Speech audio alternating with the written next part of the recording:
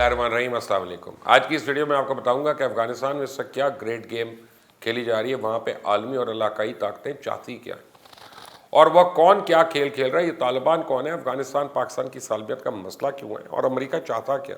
लेकिन आपने अगर अभी तक इस चैनल को सब्सक्राइब नहीं किया तो प्लीज़ कर लें, बेल आइकॉन को प्रेस कर लें। क्या आपको पता है कि अफगानिस्तान की 80% आबादी 40 साल से कम उम्र है और जब उन्होंने आँख खोली तो इस मुल्क में कभी खाना जंगी, कभी गैर मुल्की फ़ौजों की जंग और कभी खून की होली जारी थी।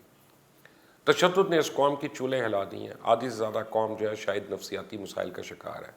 एक बात आपको बता दूं, ये वीडियो में अफगानिस्तान में किसी भी ब्रेकिंग न्यूज़ से ज़्यादा अहम है। ये आपको ऐसे ऐसे इंकशाफात से पर्दा उठाएगी जिससे आपको इस मसले को समझने में मदद मिलेगी। क्या आपको पता है कि अमेरिका, पाकिस्तान, ईरान, चाइना और दीगर ममालिक अफगानिस्तान में किन मफादात की जंग लड़ रहे हैं। मैदान जंग अफगानिस्तान है, लड़ने वाले अफगानी है, लेकिन प्लानिंग, पैसा और सोच किसी और की है। इस वक्त अफगानिस्तान और तालिबान के हवाले से हर तरफ प्रोपेगेंडा जारी है। कोई औरतों के हकूक और उनकी तालीम पे रो रहा है, कोई दाढ़ी रखने से खौफजदा कर रहा है, कोई कहता है गुनाह करने में संसार कर दिया जाएगा, तो कोई फिल्म और म्यूज़िक के खात्मे की बात कर रहा है। और इस वक्त ये बात फैलाने की कोशिश की जा रही है कि तालिबान आने के बाद ज़्यादा से ज़्यादा सख्त पाबंदियाँ लगा देंगे और लोगों की आज़ादी ख़त्म हो जाएगी। भाई, ये तालिबान है कौन?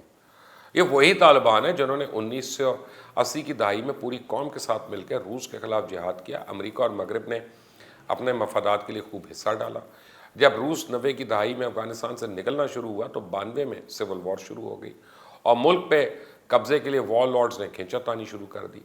तालिबान ने काबुल पे 1992 में कब्जा कर लिया, जिसके बारे में पाकिस्तान पे इल्ज़ाम लगा कि इसके हाजिर सर्विस अफसरान ने भी तालिबान के साथ लड़ाई में हिस्सा लिया।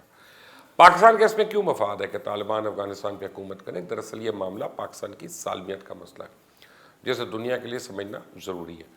अब बात करते हैं 90 की दहाई में अफगानिस्तान के दारुल हुकूमत काबुल पर जब तालिबान का कब्ज़ा हो गया तो क्या हुआ। तालिबान के अफगानिस्तान में इक़्तिदार के बाद दाढ़ी को कपड़े से चेक करने और सड़कों पर सजाएं देने के किस्से मगरब से मशरिक़ तक फैल गए और ऐसा जाहिर किया गया कि दुनिया शायद 1000 साल पीछे चली गई है। और इस हवाले से एक मशहूर कहावत है कि अगर तालिबान के पास मीडिया और सोशल मीडिया होता तो अमेरिका तालिबान को कभी ना हरा पाता। तालिबान पर 9/11 को सपोर्ट करने और उसामा बिन लादेन को इसका जिम्मेदार ठहराकर अमेरिका बहादुर ने चढ़ाई शुरू कर दी। ये एक अलग बात है कि अमेरिका CIA ही उसामा बिन लादेन को अफगानिस्तान लेके आई थी ना। अफगानिस्तान पे कब्जा करने के बाद अमेरिका ने एक कठपुतली हुकूमत बना के 2004 में एक आइन भी मुतारिफ करवाया। इसी दौरान अफगानिस्तान में तालिबान जो अमरीकी बमबारी से बचते हुए रूपोश हो गए थे, उन्होंने गुरीला वॉर का आगाज़ कर दिया। सब इकट्ठे होने लगे। अमेरिका अपनी तमाम तर ताकत और पैसे के बावजूद हालात को ना तो कंट्रोल कर सका, ना ही तालिबान पे गलबा पा सका। किसी न किसी सूरत में तालिबान ने अफगानिस्तान के 30 से ज़्यादा फीसद हिस्से पे अपना कंट्रोल जारी रखा और हर सूबे के दारुल हुकूमत पे अफगान हुकूमत और अमेरिका का कंट्रोल था। तो दूर दराज इलाके और देहातों में तालिबान की हुक्मरानी रही। अब जब अमेरिका को समझ आ गया कि अमेरिका अगले 100 साल भी यहाँ अपने फ़ौजी मरवाता रहेगा, अरबों डॉलर फूकता रहेगा, उससे मिलने वाला कुछ नहीं, तो उसने वहाँ से फौरी निकलने का फैसला कर लिया। अमेरिका बाहर बैठकर तमाशा देखना चाहता है, जहाँ अमेरिका ये चाहता है कि इसका अफगानिस्तान में ज़्यादा से ज़्यादा असर रसूख भी रहे, जो लोकल सरदारों की मदद करके अपनी मर्ज़ी की हुकूमत बनवा के हासिल किया जा सकता है। दूसरा, इसके दुश्मन मुल्क चाइना, रशिया और दीगर ममालिक को यहाँ अपने मफादात का तहफ़्फ़ुज़ और असर रसूख कायम करने में मुश्किलात का सामना करना पड़ेगा। बड़ी ताकतें हमेशा छोटे मुल्कों में अपनी मर्ज़ी की पार्टियों को मदद करके उन्हें इक़्तिदार दिलवाती हैं, फिर अपने इशारों पर नचाती हैं। तो यही मकासद और तरीक़ाकार आलमी ताकतों का अफगानिस्तान में है। अमेरिका को सारी दुनिया चीख चीख के कह रही है कि अमन कायम किए और कोई सियासी हल निकाले बगैर अफगानिस्तान की तबाही है, लेकिन अमेरिका बहादुर किसी की सुन रहा है, ना किसी की सुनना चाहता है। अमेरिका सोवियत यूनियन को अफगानिस्तान में हरवा कर भी ऐसे ही भागा था जैसे आज खाना जंगी में धकेल कर जा रहा है। अब अमेरिका के हवाले से ये भी कहा जा रहा है कि वो ग्रुपों को पैसे देकर अपने मफाद के लिए बदअमनी करना चाह रहा है। यही वजह है कि चाइना, रशिया, पाकिस्तान समेत सेंट्रल एशियन ममालिक ने भी अफगानिस्तान के बगैर तजारती रास्तों पर गौर करना शुरू कर दिया, जो बज़ाहिर मुश्किल ज़रूर है लेकिन कोई मुतबादिल ना होने की सूरत में बहुत मुफीद है। इस हवाले से गोल्डन रिंग रोड और मॉस्को टू गवादर रूट अहमियत के हामिल है, जिन पर बेशतर मैं वीडियोस कर चुका हूँ। बात हो रही थी अफगानिस्तान में अमेरिका के इनखला के बाद की सूरत हाल पे।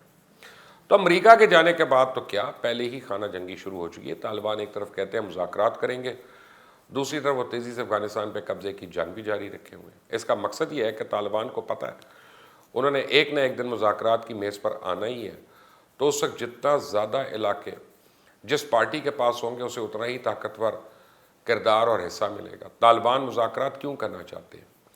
جب وہ افغانستان پہ قبضے کی طاقت رکھتے ہیں تو اس کی ایک وجہ یہ ہے کہ طالبان کو پتہ ہے اگر دنیا نے افغانستان کی حکومت کو تسلیم نہ کیا تو وہ مدد جو دنیا اس کو دے گی اور دے رہی ہے اور جو افغانستان کے مفاد میں وہ بند ہو جائے گی، اس کے بغیر افغانستان کی تعمیر ممکن نہیں ہے۔ دوسرا، طالبان تمام تر طاقت کے باوجود گزشتہ دور میں عبدالرشید دوستم سمیت کئی جرنیلوں کو سرنڈر کروانے میں ناکام رہے۔ ابھی بھی طالبان کابل پہ تو قبضہ کر سکتے ہیں، پورے افغانستان پہ شاید مشکل ہو۔ اس طالبان معاہدے کی بات کر رہے ہیں اور مذاکرات کی بھی۔ طالبان کی اصل طاقت پشتون قبائل ہیں، جبکہ افغانستان میں 60% لوگ پشتون نہیں، وہ دیگر قوموں سے تعلق رکھتے ہیں۔ طالبان نے انہیں ملانے کی کوشش کی ہے، لیکن کسی بھی ملک میں ایک جماعت کی 100% مقبولیت ہونا ممکن نہیں۔ اس لیے طالبان کو پتہ ہے کہ ان کو ملائے بغیر اور ایک قومی حکومت کے بغیر افغانستان میں کبھی امن نہیں ہو سکتا۔ لیکن اس کے علاوہ اور بھی بہت سی وجوہات ہیں جو افغانستان میں امن کی راہ میں رکاوٹ ہے۔ شیعہ طالبان پر ایران کا اثر رسوخ ہے، جبکہ پشتون طالبان پہ پاکستان کے اثر رسوخ کی بات کی جاتی ہے۔ جیسے پاکستان کہتا ہے کہ وہ ایک محدود حد تک ہیں کہ ان کے خاندان یہاں پاکستان میں رہتے ہیں۔ بھارت افغان نیشنل لیڈرز میں، جس میں امر اللہ صالح، اشرف غنی، حامد کرزئی سمیت دیگر ہیں، ان کو پیسے کی مدد اور ترقیاتی پروجیکٹس کی صورت میں کنٹرول کیے ہوئے ہیں، اور جہاں بھارت ہوگا وہاں پاکستان نہ ہو، یہ کیسے ہو سکتا ہے؟ اب افغانستان میں جس ملک کا حمایت یافتہ جتنا زیادہ مضبوط ہوگا اس کا افغانستان میں اتنا ہی اثر رسوخ ہوگا۔ یہی وجہ ہے کہ بھارت اربوں روپے پاکستانی کیش کی صورت میں کرائے کے قاتلوں کو خرید کر بلوچ قوم پرستوں کو پیسہ دے کے پاکستان کی سالمیت کو چیلنج کر رہا ہے، اور وہ ایسا اس لیے کر رہا ہے کہ اس کے حمایت یافتہ گروپ کی افغانستان میں حکومت ہے، اور اس حکومت نے بھارت کو افغانستان میں کئی ہزار اہلکار اور 11 کونسلیٹس رکھنے کی اجازت دی ہوئی تھی کہ وہ پاکستان کے خلاف جو مرضی کرے۔ اب جو طالبان زیادہ تر علاقوں میں قبضہ کر رہے ہیں تو انہیں پاکستان کی بلوچستان کی سرحد کے قریب واقع شہروں میں سے اربوں پاکستانی روپے کیش گھروں سے مل رہا ہے، جس پاکستان کے خلاف شرنگیزی پیدا کرنے کے لیے استعمال کیا جا رہا تھا، اور یہ بھارت کے علاوہ ہم سے اتنی محبت کرنے والا تو اور کوئی نہیں ہو سکتا۔ اور اب طالبان یقیناً بھارت کو یہ کھیل نہیں کھیلنے دے رہے جس کی وجہ سے پاکستان کی سرحدیں محفوظ ہو سکتی ہیں۔